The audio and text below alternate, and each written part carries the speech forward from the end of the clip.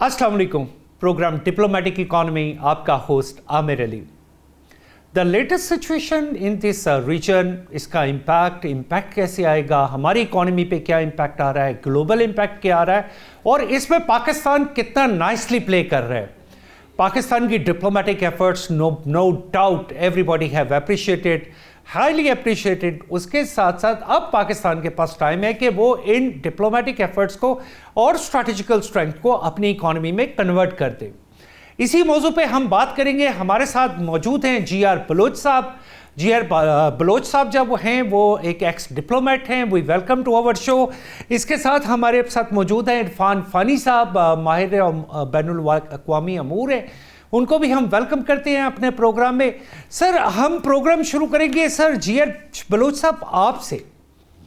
Sir, एक statement आती है कि अमेरिका आस्क्ड नाटो दैट कि जो ट्रंप साहब की जितनी पॉलिसीज़ हैं, नाटो को उसको एंडोर्स करना चाहिए। यानी कि अमेरिकन ने एक डोमिनेशन शो की है कि वो कहते हैं जी कि ट्रंप साहब की जो भी पॉलिसी है नाटो से बगैर पूछे एंडोर्स कर दे। तो हाउ डू यू फील कि किस तरह नाटो चल सकती है? शुक्रिया। देखिए, ये सवाल बड़ा बुनियादी है और मैं आपके साथ शेयर करता चलूं कि हम अपनी एक ट्रेनिंग में थे 10 साल पहले। तो हम वहाँ ब्रसल्स भी गए और नेटो के हेडक्वार्टर में गए, और उससे जो मेरा सवाल था, जो वहाँ प्रेजेंट कर रहा था, कि अगर आप अमेरिकन की पावर को निकाल दें, जो उसका जो डिप्लोमेटिक, उसका खासतौर पर जो मिलिट्री पावर है, तो क्या अपने तौर पे यूरोपियंस नेटो को चला सकेंगे? उसने बड़ा साफ कहा कि इस वक्त जो टोटल डोमिनेंस नेटो की है, और हमें पता भी है कि ये बनाया भी कोल्ड वॉर के दरमियान था, वार्सा की कंपटीशन में, जो सोवियत यूनियन का पैक्ट जो साइन हुआ था। जी बिल्कुल।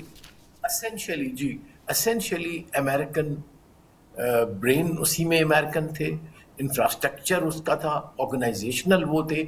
और इस वक्त जो दुनिया में नेटवर्क है नेटो के, कम्युनिकेशन का, सैटेलाइट्स का, डिप्लॉयमेंट का, वो ऑलमोस्ट अमेरिकन के कंट्रोल में है।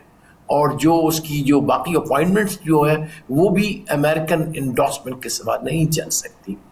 और फिर मैं लाता हूँ कि व्हाट मिस्टर ट्रम्प वांट्स। देखिए, वो एक मुतलकुल अनानी की तरफ जा रहा है। It is a democratic country so called, लेकिन almost his approach like a dictator action, right? Politics, and he likes जो बड़े अथॉरिटेरियन लीडर्स हैं, वो सब इसके पसंद हैं, जितने भी हैं उसमें। सो मेरा ख्याल है कि ये कोई चंबे की बात नहीं है। और आगे चल के जो नज़र आ रहा है कि यूरोपियंस उनको बताया भी गया है अमेरिका की तरफ से कि आप अपनी जीडीपी का कम से कम 5% डिफेंस पे लगाएं। एक्चुअली अगर ऑब्जेक्टिवली देखा जाए तो गलत भी नहीं है किसी हद तक अमेरिका का ये demand. There were several rich countries, Japan है, जर्मनी है, और यानी 0.5%, 1%, और अपना बताते थे कि जी हम बड़े पैसिफिस्ट हैं, बड़े पीस लवेंगे, देखो हमारा 0.1% जीडीपी का जो है वो डिफेंस में लगता है। भाई उसने पूरा वजन उठाया हुआ है, 70, 80, 90% अमेरिका ने।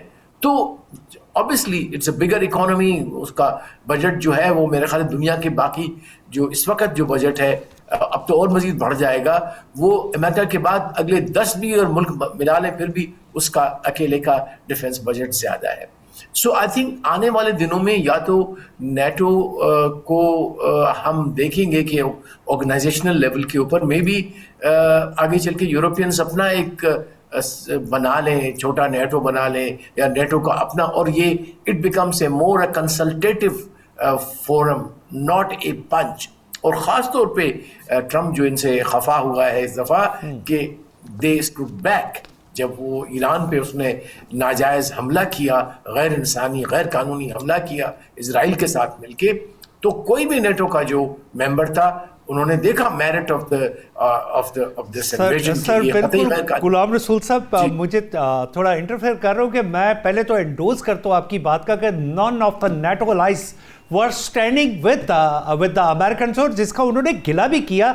और सर क्वेश्चन इसी से है, डॉक्टर इरफान फ़ानी साहब हमारे साथ मौजूद हैं, बड़े माहिर आलमी अमूर के। सर क्वेश्चन थोड़ा सा रिलेटेड इसी से कि अगर नाटो ने सारी बातें ही अमेरिका की इसी तरह मान लेनी है, तो वो जो ग्रीनलैंड पे ये बार बार कहा जा रहा है जी कि हम ग्रीनलैंड पे कब्जा कर लेंगे, या हम ग्रीनलैंड पे इस तरह जो भी they want to एक्सिक्वेट actually Greenland, और ग्रीनलैंड तो नाटो कंट्री है, डेनमार्क उसी का पार्ट है, तो इसका मतलब है कि अमेरिका क्या उसके अपने ही लॉ के खिलाफ चला जाएगा नाटो के?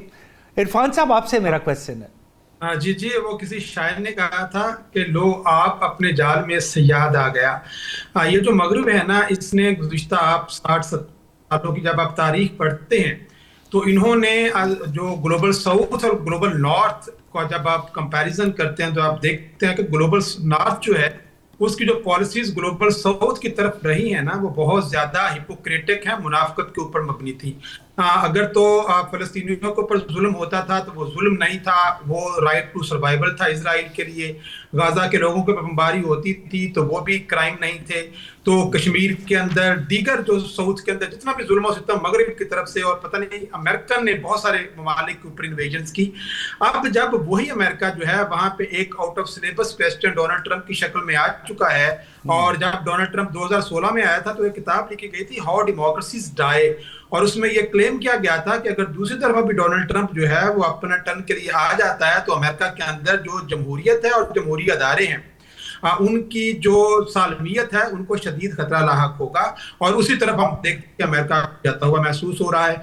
तो आज जब उसी मगरिब को ये पता चला कि कभी वो कहते मैं कनाडा जो है उसको अपना एक और स्टेट बना लूं, कभी वो कहता है मैं ग्रीनलैंड के ऊपर आ रहा हूं, कभी कहता है पनामा कनाल के ऊपर मैं अटैक कर लूंगा, कल कह रहे थे कि straight of Hormuz would be the territory of America in future.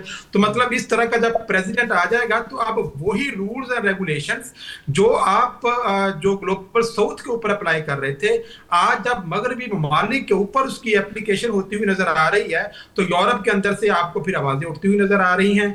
ये वही यूरोप है जो गुज़िश्ता सेकंड वर्ल्ड वॉर के बाद जो पूरा एक निज़ाम बनाया गया था, और इस निज़ाम की तश्कील के अंदर जितनी भी इन्वेस्टमेंट थी वो भी अमेरिका की तरफ से थी, और जितनी भी मिलिट्री पावर इन्वेस्ट की गई थी वो भी अमेरिका की तरफ से थी। और पूरे यूरोप के अंदर टोटल यूरोपियन कंट्रीज की इतनी ज्यादा मिलिट्री पर्सनल नहीं है जितने यूरोप के आपकी बात में सप्लीमेंट्री क्वेश्चन है, आपकी बात कोई अगर थोड़ा सा आप मुझे गाइड करें कि ह्यूमन वैल्यूज का बड़ा जिक्र किया जाता है, तो ये अमेरिकन अपने अलावा तो किसी को ह्यूमन समझते ही नहीं है, तो उनकी तो वो सारी वैल्यूज ह्यूमन वैल्यूज है जिनमें उनके अपने कंट्री को फायदा पहुंच रहा होता है।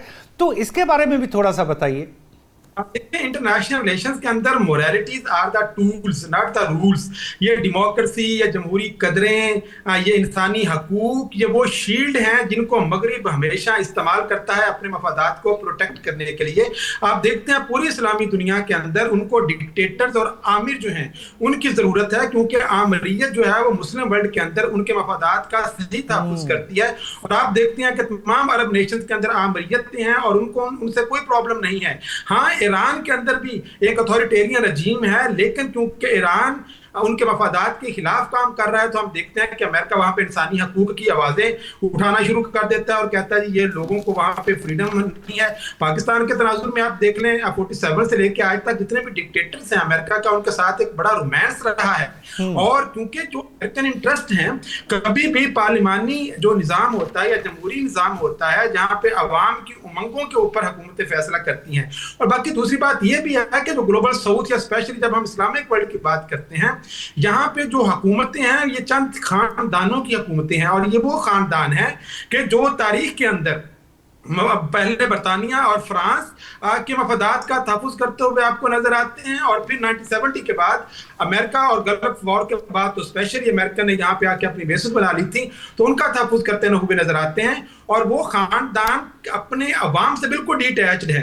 उनकी जो पॉलिसीज हैं और उनका जो मफादात हैं वो ये उन्हीं जो अमेरिका है या जो बड़ी ताकतें हैं उनकी के साथ अलाइन होने में ही है। आज अगर वो डी अलाइन होने की कोशिश करते हैं अमेरिका से तो उनकी फिर हुकूमतों को खतरा लाहक हो जाता है।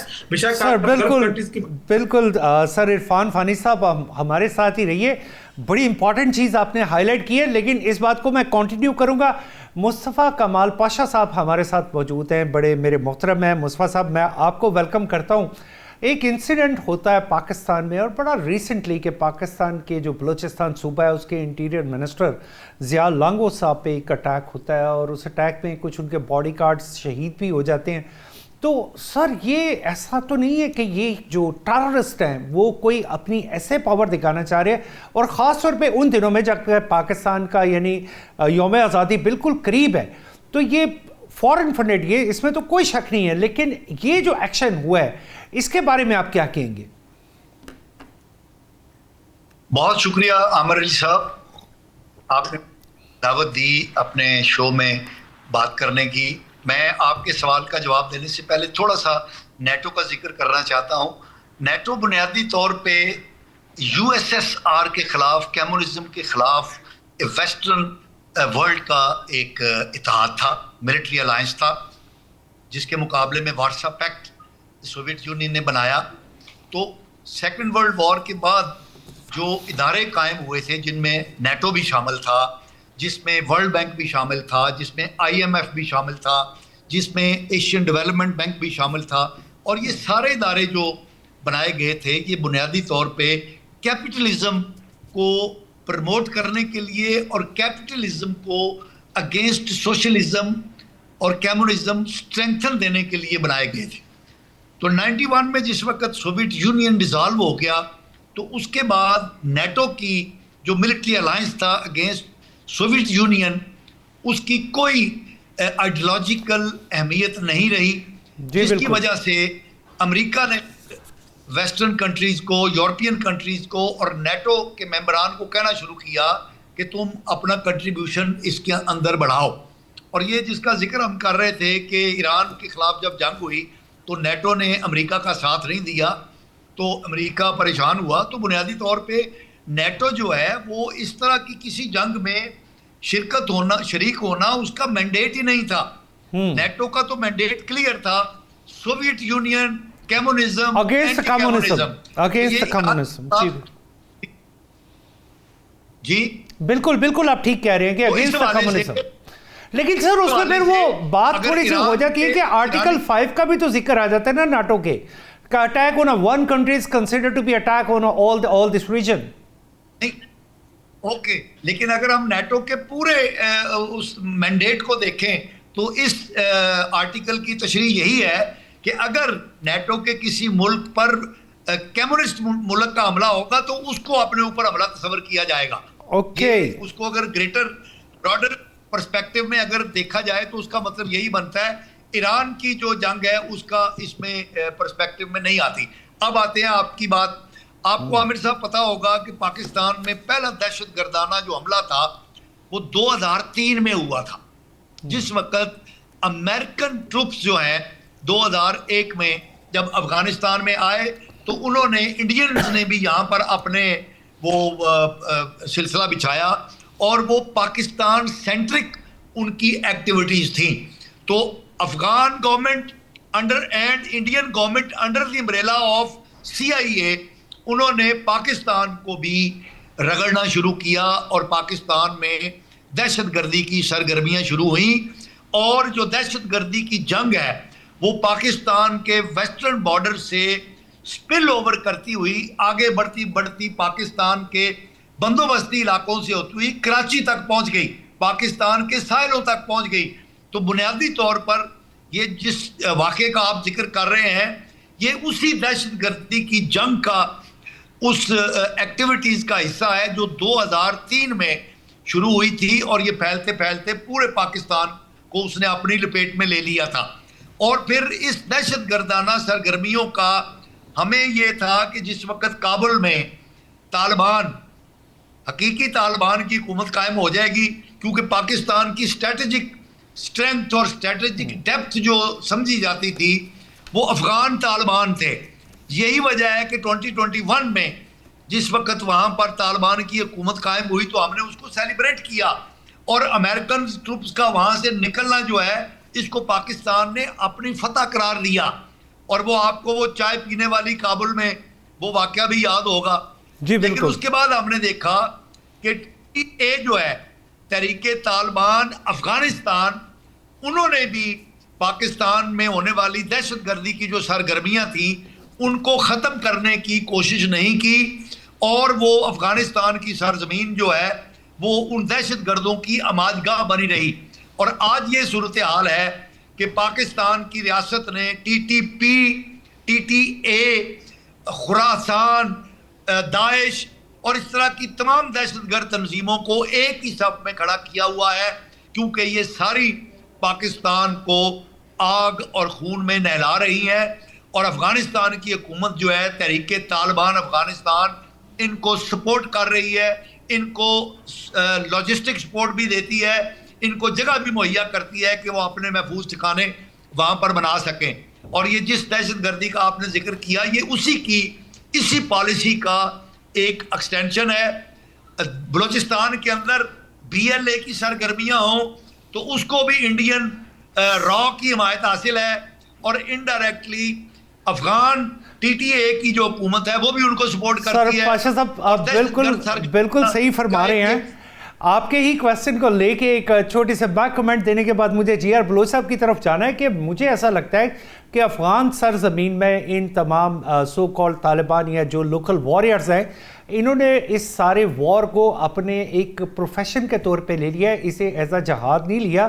اب یہ جو بھی ہو رہا ہے یہ سارا ایک پروفیشنلزم ہے، یہ اسی پہ کام کر رہے ہیں. یہ میری اپنی آبزرویشن ہے. اس کے ساتھ میں سر GR بلوچ صاحب آپ کی طرف پڑھنا چاہتا ہوں کہ پینٹاگون نے ایک وارننگ دی ہے، اور وارننگ یہ دی ہے کہ ہمارے پاس ایئر ڈیفنس میزائل سسٹم کی شارٹیج ہو رہی ہے. اچھا خبر کہیں نہ کہیں سے بریک ہوئی، امریکنس نے بعد میں اسے ڈیفر کیا یا نہیں کیا. اگر کوئی خبر نہیں تھی تو وہ خبر بنی کیوں؟ تو اگر واقعی ان کے یہ میزائلز کی شارٹیج ہو رہی ہے تو اس کا لانگ ٹرم امپیکٹ کیا آ سکتا ہے؟ شکریہ جی. You want me to answer یا بریک کرنا چاہ رہے ہیں؟ نہیں، I want you to answer sir. Okay جی.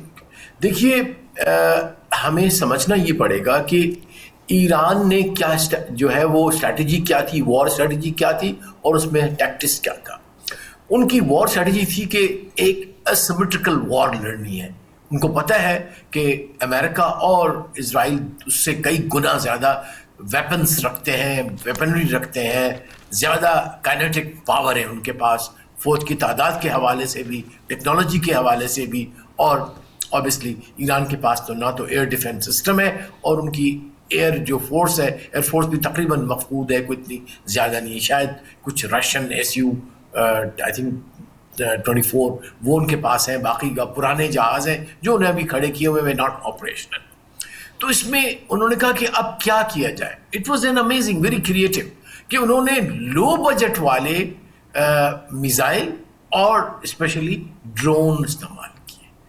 تو انہوں نے جو والیز بھیجی اور بڑے سوامس بھیجے ڈرونز کے، جو کہ 15 سے 20 ہزار ڈالرز کے تھے بنے ہوئے، لیکن ان ہنڈریڈس.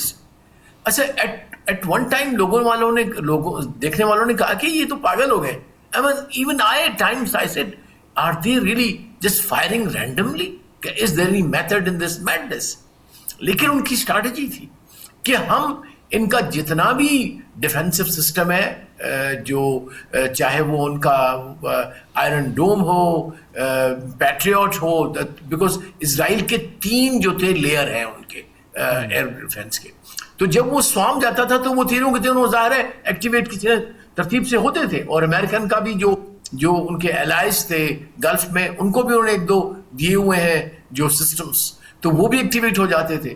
تو اس سے یہ ہوا کہ ان کی اس اسیمیٹرکل اسٹریٹجی سے اوبیسلی اس وقت جو بتاتے ہیں کہ جو انفیکٹ CIA کی کچھ رپورٹس تھی کہ جبکہ ایران ابھی تک بھی اپنے پاس 60 to 70% آف اٹس جو ڈرون اور میزائل کی کیپیسٹی ہے وہ رکھتے ہیں، جبکہ وہاں پہ جو امریکن اور اسرائیلی تھے خاص طور پر، اس میں تو ان کے پاس جو میزائل ہیں وہ کوئی 30-40% رہ گیا, باقی سب انہوں نے ان یوزلیس ڈرونز کو جن کی اپنی ورتھ کچھ نہیں تھی, $2,500 چلے $25,000, جی بالکل 2,500 والا جو, اور ان کے مقابلے میں ان کا 1 ملین سے 4 ملین کا ہوتا ہے جو ڈیفینسو سسٹم ہے. So I think it worked very well.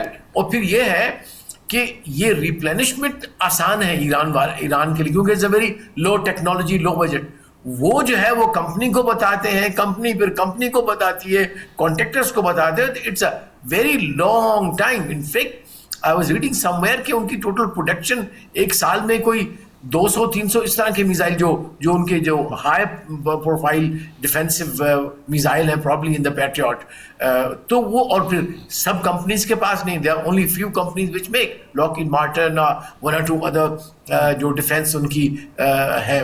تو میں سمجھتا ہوں کہ یہ ایک, اور وہ پھر آپ نے بھی شاید اخبار میں دیکھا ہوگا سب ہمارے ساتھیوں نے, کہ جب پینٹاگون گیا ہے Trump, I think about a week back, تو وہاں پہ ایکسٹ اور ٹرمپ میں آرگیومنٹ ہوا which was reported, which was leaked, کہ بھائی ٹرمپ pretended کہ he did not know, اور اس نے سیکٹری جو ان کا وار ہے ڈیفینس جو بھی ہے, اس نے کہا نہیں we have enough, جبکہ جنرل جو ہے وہ تو اصل بات بتاتے ہیں, انہوں نے کہا کہ نہیں we don't have it, we cannot fight. تو اب اصل میں جو وار کی حقیقتیں ہوتی ہیں, جو ریالٹیز ہوتی ہیں, وہ ان پولیٹیشین کو پتہ نہیں ہوتی ہیں. ایکچولی ایز وی آل نو کہ 12 جو تھے سینئر جرنلز, انہوں نے استعفیٰ دیا تھا جب یہ اس جنگ سے پہلے, بیکاز دے ڈس ایگریڈ. ایک تو یہ تھا کہ ان کے جتنے بحری بیٹے تھے, they have been on the voyage for about a year یا ایئر سے 8-9 ماہ سے, تو وہ روٹیشن مل نہیں رہا تھا. ابھی بھی آپ کے پاس خبریں ہمارے پاس آ رہی ہیں, خود امریکنس نے کہا ہے جو رپورٹر, کہ ان کے جہازوں پہ لوگ خودکشیاں کر رہے ہیں. They are throwing themselves into the sea because of the sickness, because of the low food, isolation, اور سمندر میں رہنے کا اپنا ایک سی سکنس ہو جاتی ہے سولجرز کو یا جو لوگ جاتے ہیں اس میں. So I think they have a very low morale as far as the army is concerned. Also it's a senseless war. ایک وار جس کی کوئی آبجیکٹیو ہی نہ ہو, تو پھر دین جو سولجر ہے وہ بھی کہتا ہے why I am here waiting for to be killed or kill somebody. You see, وہ ایک آتا ہے ذہن کے اندر. بالکل جی آر بلوچ صاحب, آپ نے بڑے زبردست انالیسس کیے ہیں. ڈیفینیٹلی اس کا ایک بہت بڑا امپیکٹ آ رہا ہے. لیکن ایک پورشن میرے کویشچن کا اگر آپ یہ بھی تھوڑا سا رپلائی کر دیں, کہ پھر رپورٹ ہوتا ہے کہ لاک ہیڈ مارٹن اور بوئنگ جو کہ ایک عرصے سے ڈیفیسٹ میں جا رہی تھی, وہ پروفٹ میں جانا شروع ہو جاتی ہے. تو کیا وہ بھی وار کے بینیفیشریز میں سے ہے؟ دیکھیے یہ ایک کارپوریٹ اس وقت جو امریکہ میں حکومت ہے اس کی ایک انٹرپریٹیشن کچھ لوگ دیتے ہیں, جس کو میں کسی حد تک ایگری کرتا ہوں, کہ ناؤ ہم یہاں کہتے ہیں ایلیٹ کیپچر, وہاں کارپوریٹ کیپچر ہو گیا ہے. سو اٹ از دا جو سلیکان ویلی کے جو ٹریلینئرس ہیں, ٹیکنو بیرنس, اور جو باقی جو ڈیفینس انڈسٹری کے جو لوگ ہیں وہ, اور ہم سب جانتے ہیں کہ 500 بلین, ½ ٹریلین کا اس نے بجٹ بڑھایا ہے آتے ہی. ویئر از دا تھریٹ جس کی وجہ سے آپ جسٹیفائی کر رہے ہو. So probably at times I think کہ یہ وار واز فought to justify this, so that they can give more context to their corporate buddies. Absolutely sir. Election جو ہیں وہ پیسے سے لڑی جاتے ہیں ہر جگہ.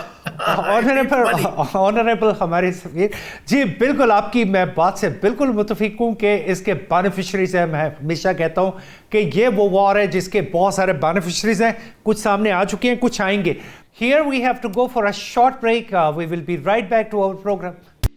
Welcome back to our programme diplomatic economy. ہمارے ویلیوبل گیسٹ ہمارے ساتھ موجود ہیں, ہم ان کی طرف چلتے ہیں. سر ڈاکٹر فانی صاحب, ڈاکٹر صاحب پاکستان میں بھی کچھ پولیٹیکل موومنٹس, حالانکہ میں پولیٹیکل کویسچن ذرا کم کرتا ہوں, لیکن ایک ڈیٹ اناؤنس کر دی گئی کہ 27 سپٹمبر میں کہ کوئی 2 ملین لوگ شاید اسلام آباد آئیں گے, اور ایک پارٹی کی طرف سے.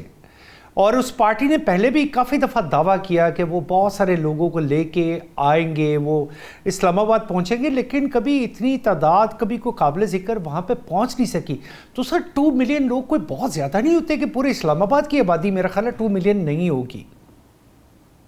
دیکھیں، جب ہم کوئی سیاسی اس طرح کی صورتحال کا مشاہدہ کرتے ہیں، اسپیشلی پاکستان جیسی ایک ریاست کے اندر جہاں پہ جو ادارے ہوں وہ تقریباً کولیپس کر چکے ہوں، آپ کی جوڈیشری جو ہے وہ 27th امینڈمنٹ کی نظر ہو چکی ہو، اور دیگر آپ کے جو ادارے ہیں وہ سارے کے سارے کانسٹیٹیوشن سے متصادم راستے پر آپ کو چلتے ہوئے نظر آ رہے ہوں، تو ایسی صورتحال کے اندر وہاں پہ حبس کا جب ماحول ہوتا ہے نا تو وہاں پہ آواز اٹھانا تقریباً ناممکن ہو جاتا ہے.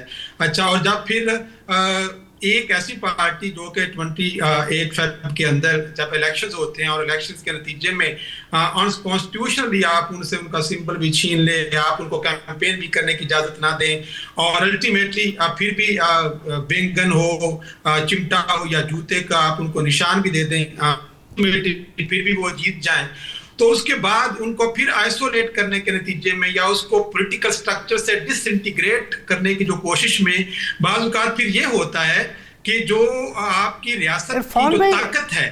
Question is this, is that 2 million people are feasible that they can really bring 2 million people کے 2 ملین بندوں کا مانا آنے کے بعد ان کی ٹرانسپورٹ کے بعد رہنا خرچہ مان لیا، وہ تو سب پولیٹیکل ایک ہسٹری ہے جس کا آپ ذکر کر رہے ہیں، لیکن میرے نزدیک کیا از اٹ پریکٹیکلی فیزیبل کہ ایسا ہو سکتا ہے کہ 2 ملین لوگ کسی ایک شہر میں انٹر ہو جائیں؟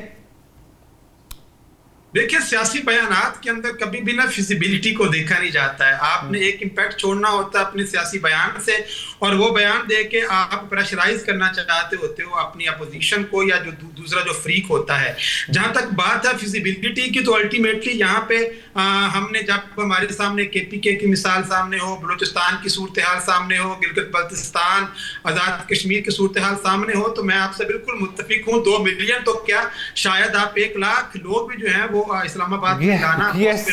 میں بالکل فانی صاحب آپ کی اس بات سے بالکل ایگری کرتا ہوں، لیکن سر ایک میرا کویسچن یہ ہے کہ وہ باری باری میں سب کو موقع دوں گا، آپ اسے شروع کر کے فانی صاحب یہ لیوی کے مد میں $1567 بلین جو کہ اماؤنٹ میرے سامنے آئی ہے، $1567 بلین اکٹھے کیے گئے، اور یہ وہ اس ٹارگٹ سے اور IMF کے ٹارگٹ سے بھی اوپر $100 بلین ہوا، 100 billion sorry not dollar, it is rupees اکٹھے کیے گئے، اور اس میں یعنی 100 بلین روپیز آپ اپنے ٹارگٹ سے بھی اوپر چلے جاتے ہیں. تو یہ جو ٹارگٹ پورا کیا جا رہا ہے وہ جو دوسرے علاقوں جو اداروں کا ڈیفیسٹ ہے، فانی صاحب کیا وہ ایک سائڈ پہ کنورٹ کر دیے گئے لیوی کی صورت میں؟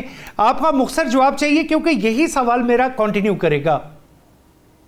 دیکھیں، مختصر میں یہ کہوں گا کہ پاکستان کی اکانومی اس وقت بجلی کے بلوں کی مد میں، پیٹرول کے اوپر لیوی کی مد میں اور ٹریفک کے چالانوں کی مد میں چلائی جا رہی ہے، اور جتنا بھی آپ ریونیو اکٹھا کر رہے ہیں وہ عوام ہے جو پہلے سے پسی ہوئی عوام ہے، اور جو بچا ہوا خون ہے وہ بھی آپ مختلف بہانوں سے نچوڑ رہے ہیں. جنگ روانڈا میں لگ جائے، ایتھوپیا میں لگ جائے، اس ملک کے اندر اتنے تگڑے اثرات جنگ کے نہیں ہوتے جتنے اثرات پاکستان کی عوام کے اوپر حکومت کی طرف سے مسلط کر دیے جاتے ہیں.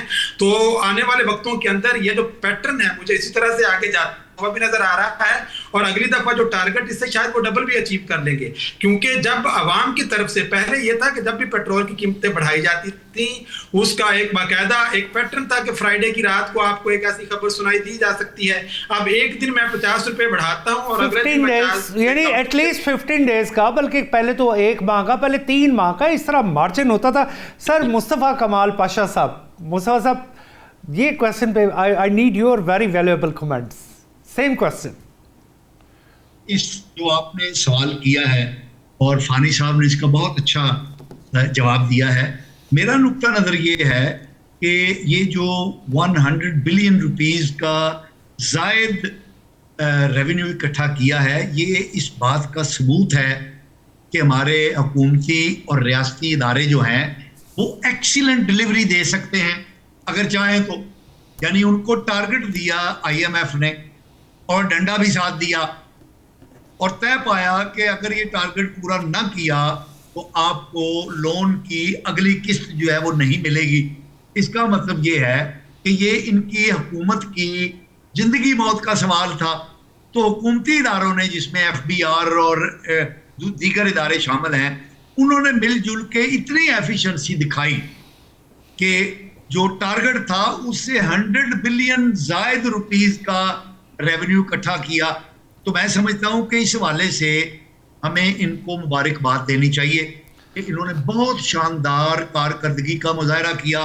باقی رہ گیا عوام، تو اس کی نہ تو پہلے کوئی اوقات تھی ہمارے منصوبہ سازوں کے سامنے، منصوبہ سازوں کے ذہن میں، نہ اب ہے، اور نہ مجھے مستقبل میں عوام کی کوئی اوقات، کوئی حیثیت، کوئی مشکلات کی سینس جو ہے یہ مجھے ہمارے حکمرانوں میں نظر نہیں آتی ہے. ہمارے عوام مصطفیٰ صاحب بالکل آپ نے ٹھیک کہا. پاشا صاحب اسی میں ایک کویسچن اس کے ساتھ ایڈ ہو جاتا ہے. ہماری چیف منسٹر صاحبہ کہتی ہیں کہ اب ترقی کے اثرات لاہور سے باہر نظر آنا شروع ہو گئے. اچھا سچی بات ہے، نظر آئے بھی ہیں. میں ذاتی طور پہ اس کا کچھ چیزوں کا ایویڈنس دے سکتا ہوں کہ میں اگر مری گیا ہوں تو مجھے وہاں بھی کوئی ڈیولپمنٹ نظر آئی ہے. بلکہ گجرانوالہ جسے میں سمجھتا تھا کہ واقعی پہلوانوں کا شہر ہے، شاید یہ لوگ پیرا فورس اور ان چیزوں کی کیئر نہیں کریں گے، وہاں پہ تو بڑے دنگے ہو جائیں گے، وہاں پہ بھی کچھ چیزیں ان کنٹرول نظر آئی ہیں. تو سر یہ اتنے سالوں بعد یہ بات کہہ رہے ہیں کہ جی اس کے اثرات لاہور سے باہر چلے گئے ہیں، یعنی کہ آج سے اتنے سالوں سے اگر آپ کی حکومت موجود تھی، آپ ہی کی پارٹی کی حکومت موجود تھی، تو یہ اثرات پہلے کیوں نہیں گئے وہاں پہ؟ بڑی پیاری آپ نے بات کہی عامر علی صاحب. یہ جب یہ پنجاب میں مریم نواز صاحبہ کی حکومت آئی تو ہمارے ایک دوست تھے، ایک اخبار کے ایڈیٹر، تو وہ بڑے مطلب خوش تھے کہ دیکھو انکروچمنٹ ختم ہو رہی ہیں، مریم بہت کام کر رہی ہے، صفائی ہو رہی ہے. میں نے انہیں کہا کہ یار یہ کام انکروچمنٹ ختم کرنے کا مریم نواز صاحبہ کے ابا جی نے بھی شروع کیا. ہم نے واہ واہ کی کہ یار بہت اچھا کام ہے. پھر انہی انکروچمنٹ پر اینٹی انکروچمنٹ کی پالیسی ان کے چچا جان لے کر آئے جب وہ چیف منسٹر تھے پنجاب کے، اور اب جو بیٹی ہے نواز شریف صاحب کی اور شہباز شریف صاحب کی بھتیجی ہے، وہی کام وہ کر رہی ہے. تو یار 45 سال میں ہم یہ معمولی کام انکروچمنٹ کو لاہور میں ختم کرنے کا نہیں کر سکے، تو کیا یہ شرمناک بات نہیں ہے؟ لاہور شہر جو ہے پاکستان کا بہترین شہروں میں شمار ہوتا ہے. یہاں پر مجھے بتا دیں کہ 1 لیٹر صاف پانی کیا لاہور شہر صاحب یہ بالکل آپ ٹھیک کہہ رہے ہیں، کیونکہ ہمارا 1 لیٹر. سر میں اسی بات کو کنٹینیو کرتا ہوں کیونکہ مجھے ایک کویسچن جو جی آر بلوچ صاحب ہمارے ساتھ ایک بڑے سینئر سفیر ہیں. سر پاکستان گورنمنٹ نے ایک اناؤنسمنٹ کیا، انہوں نے کہا جی کہ امریکہ اور برطانیہ اسلام آباد معاہدے سے ہٹ کے امن مذاکرات میں اور کوئی پیش رفت نہیں کر سکتے، جس کا مطلب ہے کہ پاکستان نے انڈورس کیا ہے اپنی بات کو کہ آپ جو اور فارمولاز، یعنی کبھی آپ اٹھ کے کہیں اور جاتے ہیں اور آپ میڈیشن کے لیے کسی بھی جگہ پہ چلے جائیں، فائنلی آپ کو اسلام آباد ایکارڈ پہ ہی آنا پڑے گا. سر آپ کا چونکہ اس میں خاصا تجربہ ہے، وی نیڈ یور ایڈوائس. دیکھیے کہ اس بات پہ بڑا فخر ہوتا ہے ہمیں. باقی ہمارے اپنے اندر کے گورننس کے مسائل اپنی جگہ پہ ہیں، لیکن فارن پالیسی میں پاکستان کی لیڈرشپ نے بہت کریٹیوٹی کا، بڑی دور رس نظر کا اور اسٹریٹجی کا جو ہے وہ ایک مظاہرہ کیا بھی ہے، ثابت بھی کیا ہے. اور جس طرح سے ایران اور امریکہ کو جو کہ 47 سال سے ایک دوسرے کو کبھی بات چیت نہیں کی، وہ ایک ہوسٹائل رہے تھے، ابھی بھی ہیں، پھر بھی ان کو ٹیبل پہ بٹھایا، یہ میں سمجھتا ہوں بہت ایک لحاظ سے مہارت کا کام بھی ہے سفارت کے حوالے سے، اور ایک I would say کہ conviction into our faith in the peace, in the power of peace, if you ask me, کہ امن کی جو طاقت ہے اس کے اوپر کنونس کیا، ان کو بتایا، بٹھایا ساتھ، اور پھر ایک بہت ہی دور رس نتائج والا ایک ایگریمنٹ بھی سائن ہوا. اور اب نہ صرف امریکہ اور برطانیہ کی بات، اس سے پہلے ایران کے پریزیڈنٹ کہہ چکے ہیں کہ اگر کوئی ہماری فارن پالیسی کا کوئی اب ہوگا مائل سٹون تو وہ اسلام آباد MOU ہوگا، کہ this will be the cornerstone of our foreign policy, کیونکہ وہ اتنا کمپریہنسو ہے، ہر چیز اس میں شامل کی ہے جو کہ ایران اور امریکہ کے درمیان بھی ہے، اور ساتھ ساتھ اس کا امپیکٹ اس خطے کے امن کے ساتھ بھی ہے، کیونکہ یہ میجر ایکٹرز ہیں. تو اٹ از اے فیکٹ کہ یہ اگر کوئی راستہ ہے اگر کوئی اپروچ ہے, کوئی اسٹریٹجی ہے یہاں پہ دیرپا امن کی ویسٹ ایشیا میں, جسے ہم مڈل ایسٹ کہتے ہیں, تو اس کا صرف راستہ آپ کو اسلام آباد MOU میں ملتا ہے, جو کہ کمپریہنسو ہے. جو 14 کے 14 پوائنٹ ہے وہ actually they go into the root cause of the trouble and issues between Iran and America. Of course, there's much more. ایک اور جو اہم ہے وہ ہے فلسطین کا مسئلہ, جو کہ بنیادی مسئلہ ہے. اس کو لازمی ایڈریس کرنا چاہیے تھا. ایک لحاظ سے میں صرف اس چیز کو چاہوں گا کہ آئی وش کہ اس میں یہ بھی لکھا جاتا کہ جو روٹ کاز ہے پورے مسئلے کا اس خطے میں, اس کو بھی ایڈریس کرنے کے لیے کوئی راستہ بننا چاہیے. لیکن ان پہ بات چیت جو ہے وہ اور مختلف اپروچز سے ہو رہی ہے. لیکن اب جو بنا ہے, مثلث بنا ہے, ایک اتحاد بنا ہے پاکستان, ترکیہ اور سعودی عرب کا, مکہ پیس ایگریمنٹ کے شکل میں, وہ بہت ایک اچھی ڈیولپمنٹ ہے, پازیٹیو ہے. اس سے جو ہے وہ خطے میں بھی امن آئے گا, دیرپا امن آئے گا. اور مجھے یہ بہت امید ہے, میں آپٹمسٹک ہوں کہ اس کے ہی پلیٹ فارم سے یہ جو مکہ ایگریمنٹ ہے انشاءاللہ فلسطین کا کے مسئلے کی طرف بھی کاوشیں اکٹھی ہوں گی, کنورج کریں گے, اور امریکن جو اثر رسوخ بہت زیادہ ہے, کنٹرول زیادہ ہے, وہ تھوڑا سا کم ہوگا. اور یہ جو لوگ خاص طور پر گلف کنٹریز جو کہ ڈپینڈنٹ ہے آن امریکن پروٹیکشن, اس کے بجائے ایک اپنا آرکیٹیکچر بنے گا, ریجنل آرکیٹیکچر ہوگا, لوکل ہوگا. سر جی آر بلوچ صاحب, سوئچنگ ٹو ہمارے عرفان فانی صاحب, انہوں نے بہت ساری پاکستان کی پرابلمس کو بھی آئیڈینٹیفائی کیا کہ یہ پرابلمس ہیں. فانی صاحب, اگر میں دیکھتا ہوں تو ایک پوری دنیا میں بلومبرگ ہے, فنچ ہے, موڈیز ہے, یہ ریٹنگ دیتے ہیں اور اس ریٹنگ کے مطابق انویسٹمنٹ ہوتی ہے. میں نے کنٹینیوسلی دیکھا ہے پچھلے 3-4 سال سے کہ پاکستان کی ریٹنگ پازیٹیو آ رہی ہے. مجھے اچھی طرح یاد ہے, it was in C negative, پھر C پازیٹیو ہوئی, پھر B نیگیٹو. اب یہ تمام یعنی یہی وہ مین ادارے ہیں کہ جو ہمیشہ آپ کو ریٹنگ دیتے ہیں, جس کا مطلب ہوتا ہے کہ پاکستان کی یہ کریڈیبلٹی ہے انٹرنیشنل, وہ B پازیٹیو ہے. اب B پازیٹیو سے اوپر آپ صرف A گریڈ میں جا سکتے ہیں اور A+. اگر آپ B پازیٹیو میں پہنچ گئے ہیں تو اس کا مطلب ہے گورنمنٹ کی کوئی تو سکسیس ہے, فائنینشیل سکسیس ہے, جسے ہم نہیں دیکھ پا رہے. اس کے بارے میں پلیز. دیکھیں, سب سے پہلے آپ کے داخلی امور اور خارجی امور, بعض اوقات ریاستیں جو ہوتی ہیں وہ خارجی امور کے اندر تو بہت کارہائے نمایاں سر انجام دے رہی ہوتی ہیں, اور وہی خارجی امور داخلی طور پر ریاستوں کی حکومتیں کے سرگرمیاں ہوتی ہیں, ان کو وہ ایڈوکیٹ بھی کر رہے ہوتے ہیں اور ان کو وہ لیجیٹیمائز بھی کر رہے ہوتے ہیں. تو جب تک آپ کی بھارتی سطح پہ ہونے والی جو کامیابیاں ہیں ان کے ٹریکل ڈاؤن امپیکٹس آپ کی ریاست کے اندر, آپ کی معیشت کے اوپر, آپ کی معاشرت کے اوپر, لوگوں کے لیونگ اسٹینڈرڈز کے اوپر نہیں ہوں گے. دیکھیں, جب آپ کی ریاست میں لوگ غیر محفوظ ہوں گے تو دنیا کو آپ تحفظ دینے کی طرف آپ جاتے ہیں, تو یہ ایک اچھی اپروچ تو بہرحال ہے. لیکن سب سے پہلے ریاست نے اپنے شہریوں کے حقوق کے تناظر میں فیصلہ سازی کرنی ہوتی ہے. آپ نے مختلف اداروں کی بات کی جس کے اندر پاکستان کی جو ریٹنگ ہے وہ پازیٹیو ہمیں آتی ہوئی نظر آ رہی ہے, لیکن جو پاکستان کی اگر آپ صورتحال دیکھتے ہیں تو یہاں پہ 80-90% لوگوں کو ان اداروں کے ناموں کا بھی نہیں پتا, اور وہ یہ جانتے ہیں کہ جب تک ہماری زندگیوں کے اوپر کوئی پازیٹیو امپیکٹ آئے گا تو ہم یہ سمجھ لیں گے کہ ہاں دنیا کے اندر پاکستان پازیٹیو امپیکٹ کو ہم کیسے لے سکتے ہیں. مطلب وٹ وی ایکسپیکٹ, ہم جب بھی ویسے بجٹ آتا ہے ایک بات ہوتی ہے کہ عوام دوست بجٹ کی اسے کہا جاتا ہے کہ وی پٹ سم منی ان ایوری انڈیویجولز پاکٹ. دیکھیں, کوئی بھی جو ریاست ہوتی ہے نا, ریاست نے اپنی شہریوں کی سب سے پہلے زندگیوں کا تحفظ دینا ہے, پھر اس کی معاشی زندگی جو ہے اس کو بھی آپ نے تحفظ دینا ہے. آپ کا کانسٹیٹیوشن ہے, اس کا پہلا چیپٹر انسانی حقوق کے اوپر مبنی ہے, اور آپ ان میں سے دیکھ لیں تعلیم کو لے کے, معیشت کو لے کے, لیونگ اسٹینڈرڈ کو لے کے. اس وقت پاکستان کے اندر اگر 50% لوگ جو ہیں وہ پاورٹی لائن پر پہنچ چکے ہیں یا اس سے نیچے, اور آپ کی جو انفلیشن سالانہ بڑھنی چاہیے اس کی بھی ریشو ڈبل ٹرپل ہو چکی ہے.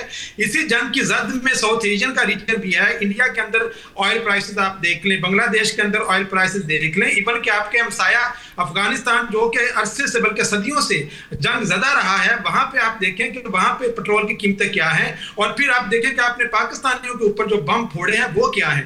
تو جب تک ایک عام شہری جو ہے اس کو نہیں پتا کہ خارجہ امور کے اندر آپ کیا کامیابیاں سر انجام دے رہے ہیں، یہ ایک جو اکانومی اور بجٹ ہے یہ تو ایک ڈیجیٹل ورلڈ ہے، اور ڈیجٹس کا ہیر پھیر ہے، جو سا مرضی آپ ڈیجٹس کہیں پہ بھی لگا دیں. فانی صاحب اس میں گورنمنٹ لیوی کے علاوہ تو کوئی ایڈوانٹیج نہیں لے پاتی، لیوی ہی بڑھا سکتی ہے نا، لیوی کے علاوہ تو کوئی چیز ایسی نہیں ہے کہ جو گورنمنٹ کی پاکٹ میں جائے گی پیٹرول پرائسز کی وجہ سے. دیکھیں اسی پیٹرول پرائسز سے آپ کی بجلی بھی بنتی ہے، اور پھر بجلی بھی مہنگی ہو جاتی ہے، ٹرانسپورٹیشن مہنگی ہوتی ہے، تو عام فروٹ ایک شہر سے دوسرے شہر میں جاتا ہے، اس کے اوپر مہنگائی وہ بھی مہنگا ہو جاتا ہے. آپ کے بارڈرز جو ہیں وہ مغربی بارڈر بند ہو چکے ہیں، جتنا فروٹ افغانستان سے آتا تھا یا مختلف چیزیں وہ بند ہو چکی ہیں. تو بنیادی طور پر ریاست کی جو پالیسیز ہیں ان پالیسیز کے اندر جب تک آپ کے اپنے شہری جو ریاست کے ہیں وہ مرکزی حیثیت نہیں رکھیں گے، تب تک جو ہے وہ حکومتیں اپنے خاندانوں کے کچھ مفادات تو پروٹیکٹ ہو رہے ہوں گے، یا ان کی حکومت کو 2 سال اور مل جائیں گے، لیکن جو عوام ہے اس سے آپ ڈی ٹیچ ہو جاتے ہیں.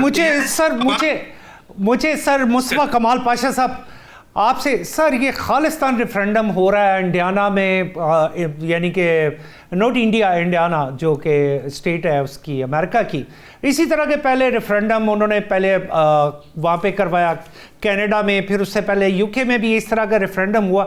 تو سر یہ خالستان کا جو مومنٹ ہے اس کا انڈیا کی سیاست کے ساتھ کیسے تعلق جوڑتے ہیں آپ؟